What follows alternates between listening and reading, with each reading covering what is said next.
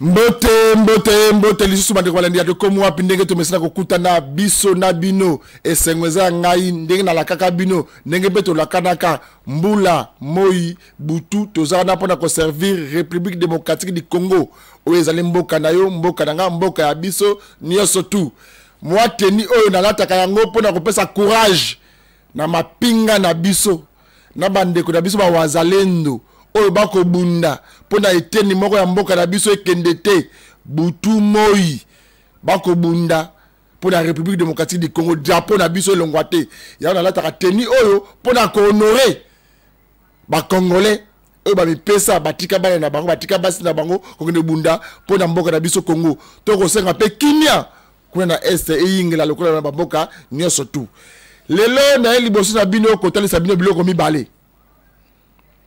Nasi awa tobeteki masolo ba travailleurs ba indo pakistanais kuna na vendi commerce bokasa plateau ba tekaka lisusu te ba sala grève bazolo ka solution l'état apesa bango solution ba monaki ba ministre provinciaux ba policier ba ko kenengwe ko toujours kimia ekota mokolo ya lelo inspecteur général ya travail monsieur Jean-Paul Mboma Muyuku akitaki yemo sur le lieu lis sur le kola lis super biso saraki wana po alobite makamba boye to kango na musika te moete beng sa délégation à bureau ezalité inspecteur de travail monsieur Jean-Paul Mboma akitaki na yemoko a solo la ba travailleur ayoka doléance na bango nini o bako senga ba respecter horaire de travail ndenge zalaka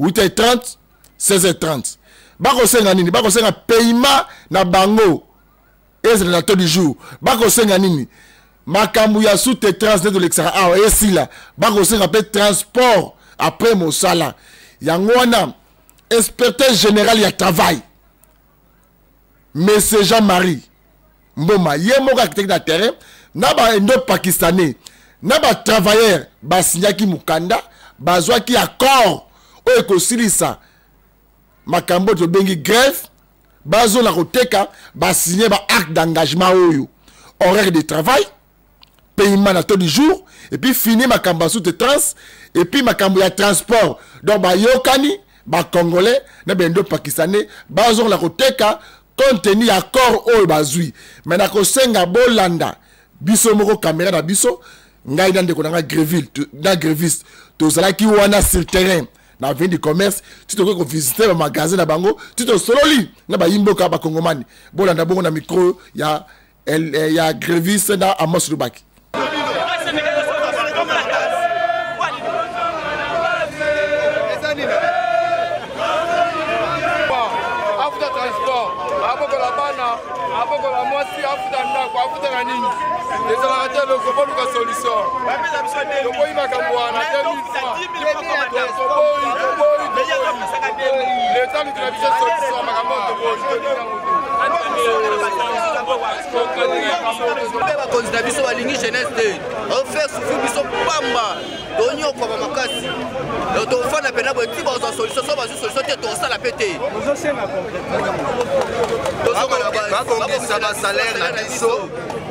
c'est la mission air et travail.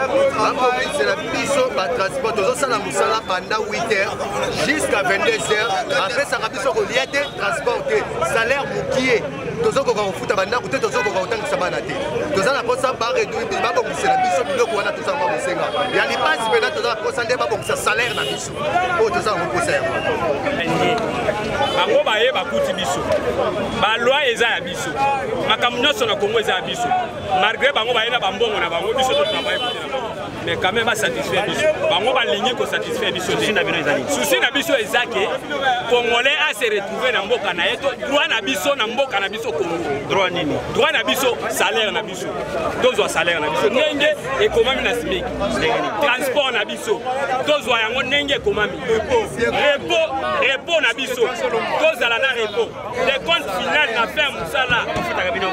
Bafutaka biso un chauffeur grand chauffeur comme naza chauffeur pour na même moi quand même on va ende ba futaka 350 000 père de 4 enfants moi na ngai fatanga na IPC mbalo Transport à combien?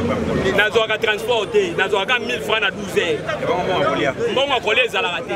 350 000 à faire du mois. C'est quoi ça vraiment? Nazouaka na mokonjambo wa vraiment ayo que la biso mawa. Hein? Ayo que la biso mawa, ayo que la biso mawa. Asunga biso tolo wala otoza na bongo. Papa na biso ba yokwami. Ba ndia bazo nyoko la biso na bongo biso. Ba pesa biso salaire na biso o simiga sengi. Le inspection générale du travail et Kiti Oyazali Bosso Abino Azali, inspecteur général du travail de la République démocratique du Congo.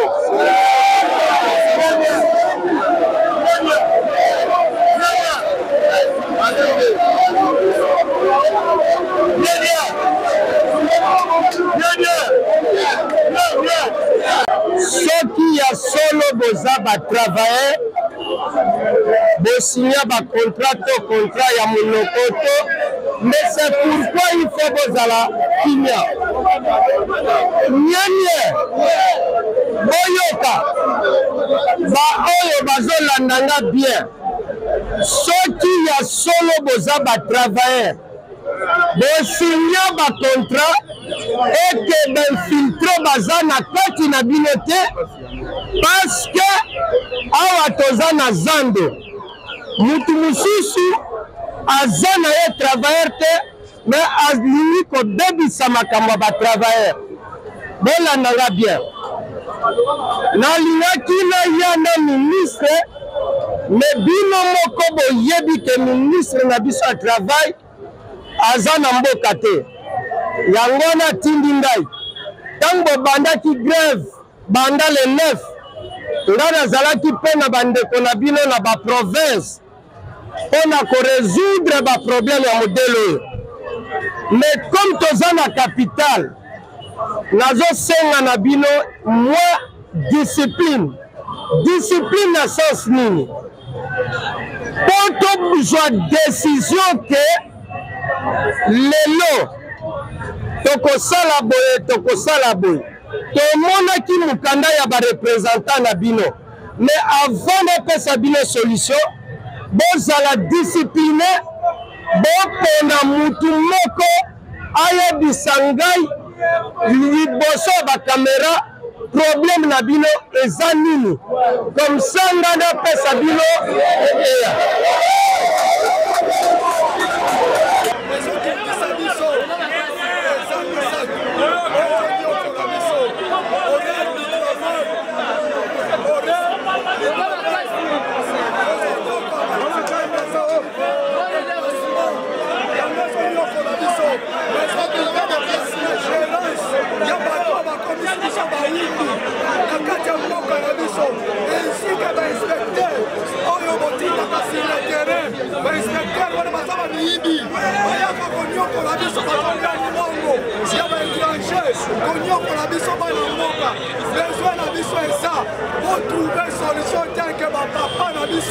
Génération na biso eza sacrifié salaire ya mabe tilelo bazofuta biso na to ya 1515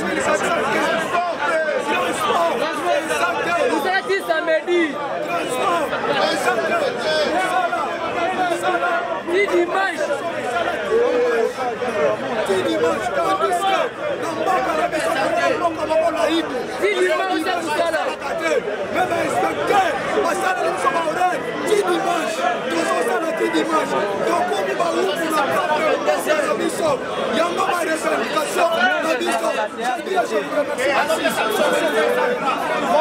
salaire eloko yazo bakisa eloko mosusu eza nini eloko na kobakisa eza boye biso salaire tozoza na ba normal te tozoza salaire ba le 8 le 9 et puis tozosala boye biso likambo ya transport likambo ya transport eza te likambo ya transport eza te et puis nini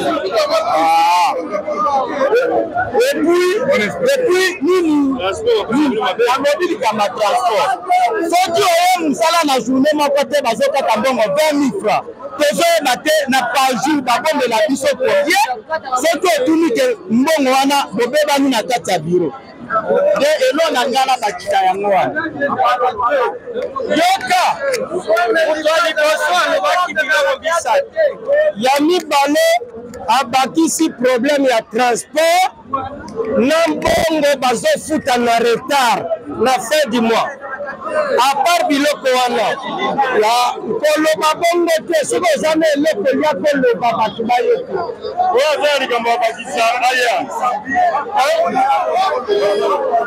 elo bon na biloko bolobi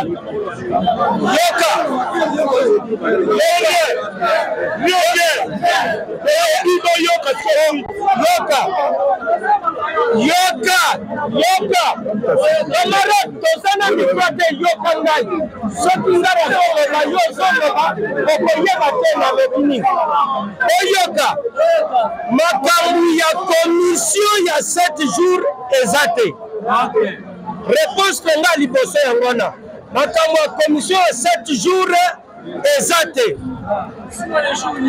chaque patron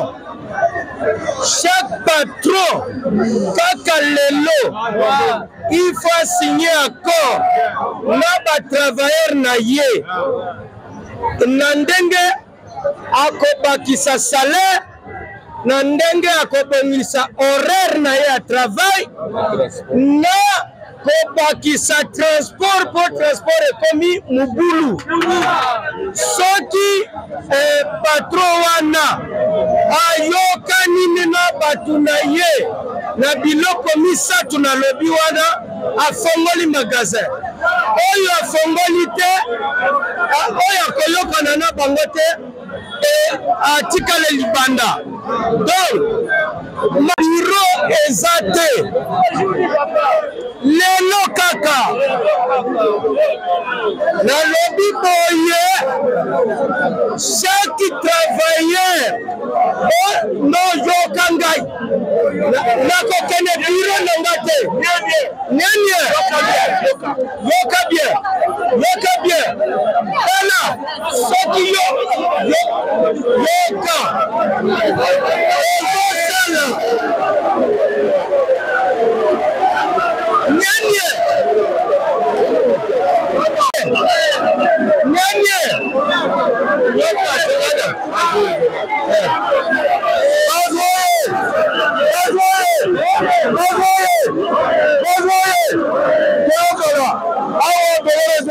du travail.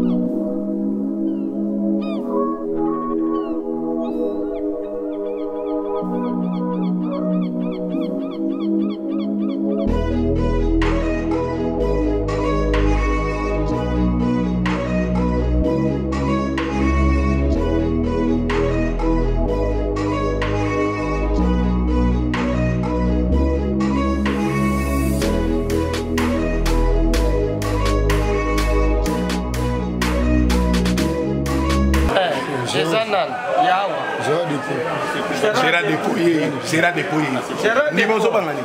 Omoni bato batie makelele oyebi ke bino mosali 2 semaines botosala mosala te problème na bango eza boye salaire eza moke ya mibale bozopesa bango transport moke ya misato aire ya mosala ya kobanda ezoyebana mais aire ya kosila ezoyebana te. Alors maintenant nga nayebisi bango nyonso ke au lieu tosala makambo oyo ezalake marché mobimba patron oyo akotosa biloko wana misatu bakotikele liberté afongoli magasin na ye abandi koteka yango nga naotambola magasin par magasin. Vous comprenez? Alors bino soki bokomeli nga na papier ke makamisa tolobi wana tozobongisa yango batravailleur wana nyonso batondi wana baza ya bino te na okende na bango pe na ba côté na bango bino botiko fongola po epa na bino likambo esa nini esili bo comprendre hein est-ce que patron na bino comment nena Patron Souni. Hein? Patron Souni. Souni. Et bon, on a géré bino nyonso, prestige nyonso nan. Aza kuna na bureau na. Nan. Biaram. Biaram. Et là on a osenga. Bon que ça papier. C'est ça papier. C'est ça. Et là on a zo sala pour permettre bino go sala musala na kimi. Hein? Ozoka. Donc il ne faut pas bokanga kapa magasin. Donc, bossa langa pas wana wapi. Nazo sur l'excellence. Nazo mokonzi. Mokonzi. Ndete zalia pona ikuta note sur ndo mibio.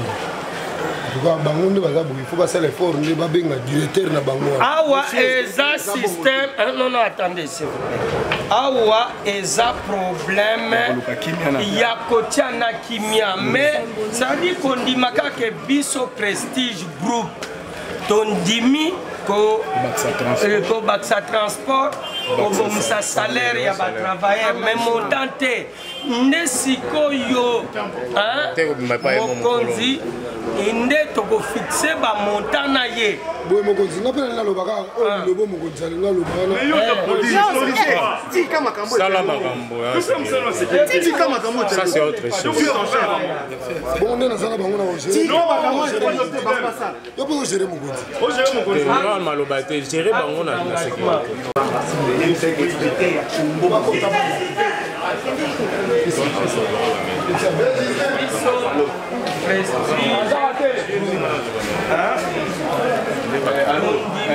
Garan, Kobanga,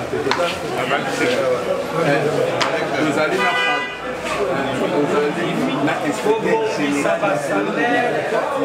Kisambongo ya transport.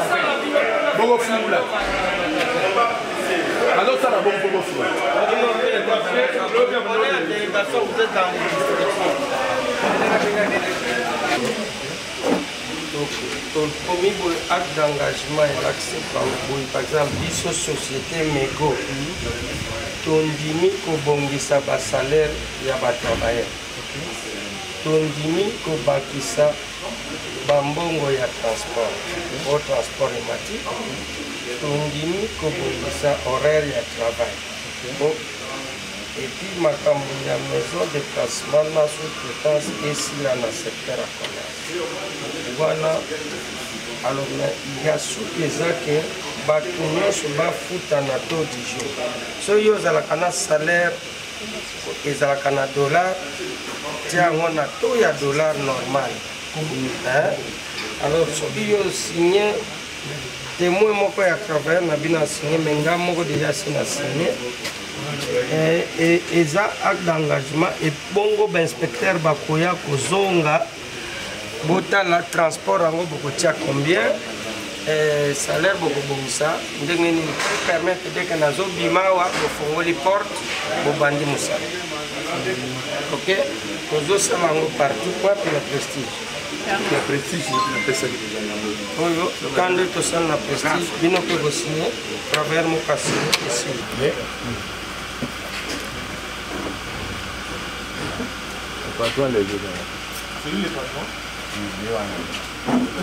toye awa po epermettre kobongisa basalaire ya batravailleur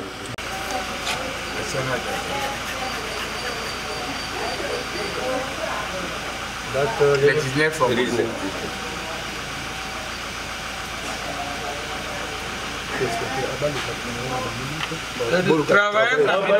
ezaka acte tozwi engagement salaire ko photo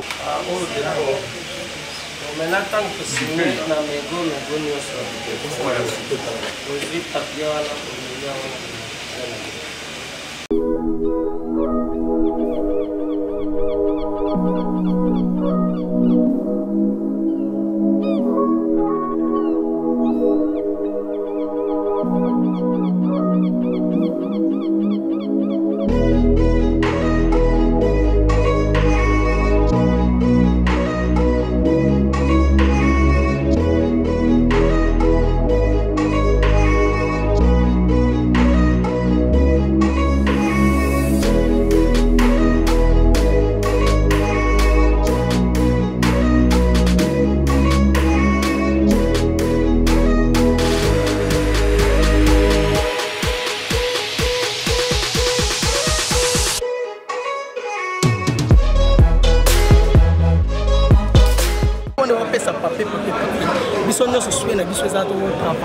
parce que salaire marteau to bagingasa mo pesa 1000 francs. Yango na lobby actuellement situation ici évolué. Chaque magasin ezozwa engagement. Omoni yango ndenge nini. Eza mabete. Mais to mona eza en application. Eza en application. Eza ba panti. Eza chaque magasin to chaque société. Yo papa, omoni yango ndenge. Eza malamu. Mais elles en application parce que tout le monde a plusieurs qu'on a 18 ans sur la cabine. Alors, les spectacles, ça marche pas, ça. Et si on regarde, il y a un peu de travail, de solution, tout ça, il y a 4 ans.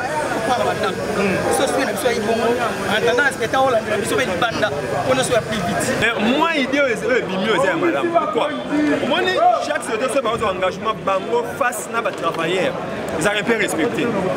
Parce que partout, il y a un peu de moi, moi des témoins parce que syndicat, parce que représentant va travailler ça malam. Mais ce qu'on problème c'est tout le monde est ça parce que les gens est belé mille. Ça va bien dans la voie oh bah OK moi comment les a passé. Au moins faut pas moi ba inspecteur est belé. Bah moi ça en photo.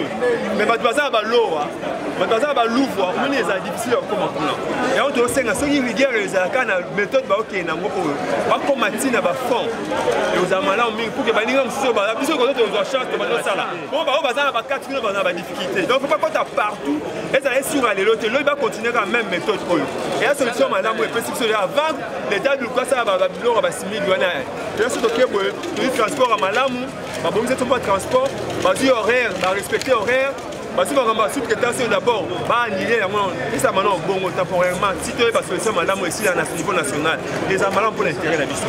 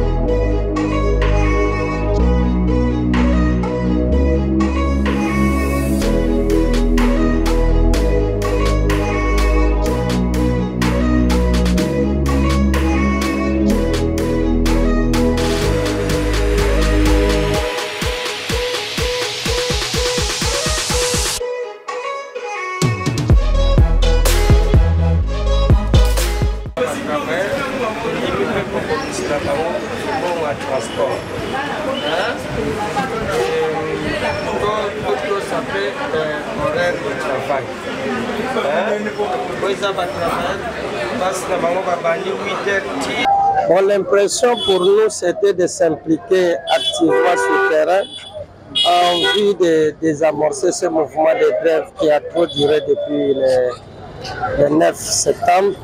Les magasins sont restés fermés et nous avons fait signer au tenancier des magasins un acte d'engagement pour améliorer les conditions générales des travailleurs. Que contient cet acte d'engagement? Cet acte d'engagement contient qu'on doit réajuster les programmes de transport, réajuster les salaires de base et respecter l'horaire du travail. C'est ça les lignes maîtresses. Mais les travailleurs semblent sceptiques, ils ne sont pas tout à fait d'accord parce qu'on lit ça dans leur visage. Bon, dans leur visage, c'est tout à fait normal. On a pris un acte d'engagement, mais les effets, c'est à la fin du mois. Ce n'est pas immédiat. C'est tout à fait normal. Il peut être sceptique, mais voyons voir.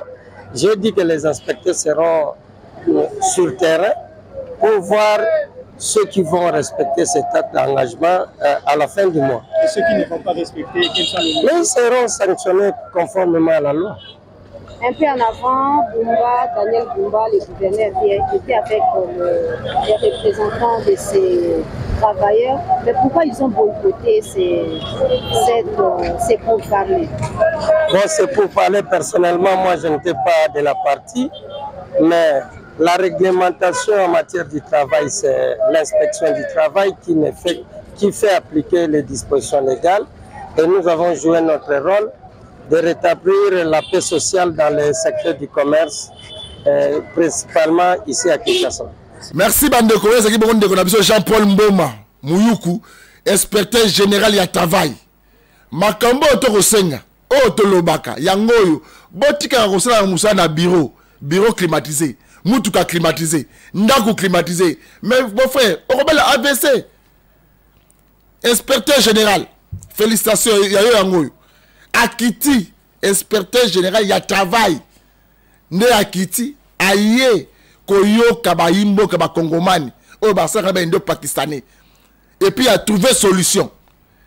Basoda, Batoyo, Mokonzambo, Kazina Bosenga na Bango, pour ne pas relever les défis aux République démocratique de Bango.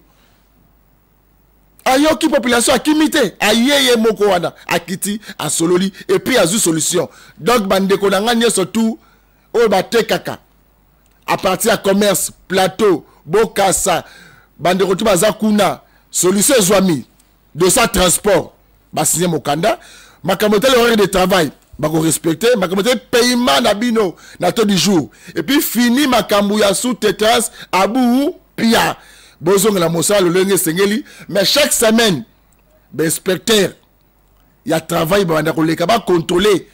Ceux qui va resali la yenge benami beko to na ba corps obo sali ba do le kauna erne surtout to ke kuna na commune Kisenso bande ko nga business to landa na banzela ba singa to ko yoka ke route renaissance nzela oye bande la maison communale Kisenso ti na homme 30 ministre d'état son excellence infrastructure atindaki ba membre ya bureau na ba kene ko tala ndenge nini bako banda misala wana eloko ndezo senga à part route mulele na kolingana c'est la image bon mona quelqu'un notable ba congolais bana Kisenso ndenge ba telemaka un certain 17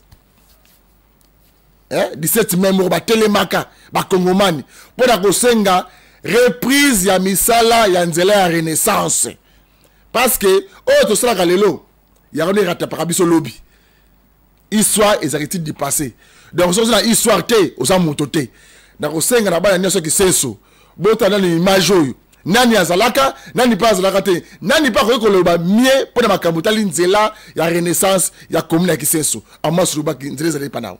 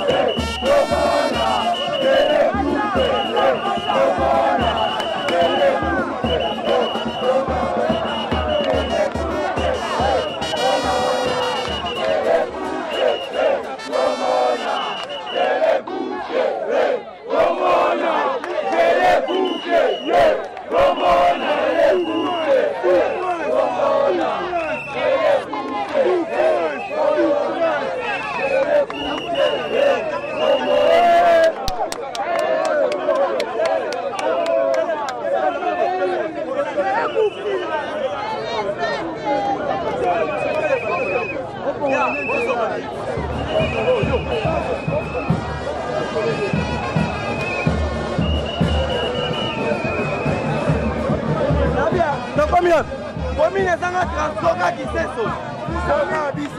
tozalaka na transport te selemba bana transport bana transport kimbanteke bana transport kisenso ya na transport te chef de l'état alobela biso telema mpona kisenso tala kisenso tozanga prince akala oyo palma tikali biso yango na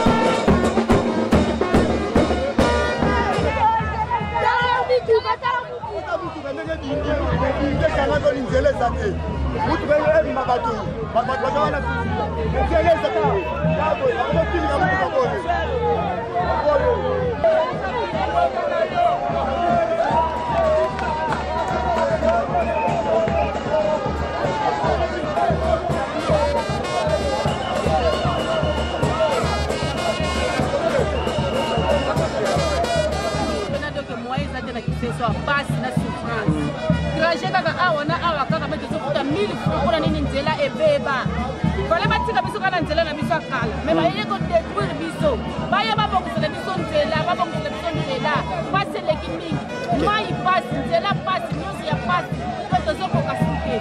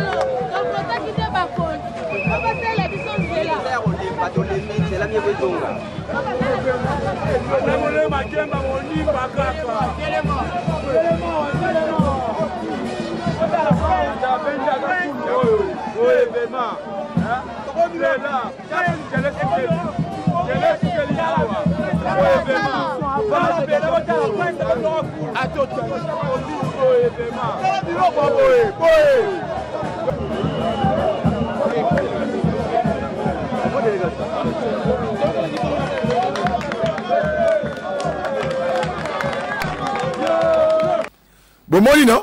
Bomoni bayimboka bakongomani bana kiseso bango moko batelemaka pona kotambola kosenga bozongi ya nzela ya route Renaissance maison communale tina homme 30 bazawana bakotambola bango moko ba leader bomona bandeko Igwe bazawana bandeko Kido Matumona ba Anise Mifia ba Artite Kazola ba vila biso livingi bandeko ebele bazalaki wana donki bafuanani tonton bandeko ebele batambolaki base mobiliser comme moto moko kotambola koluka solution pour na nzela na bango ya commune ya Kisenso mais tango yoko bima yo zaka récupérateur on ndeko lezaka lobaka récupérateur non makambo eboko mona nzela Renaissance ekozonga eza effort ya bayimboka ba congolais ba telemaki pour nzela wezonga.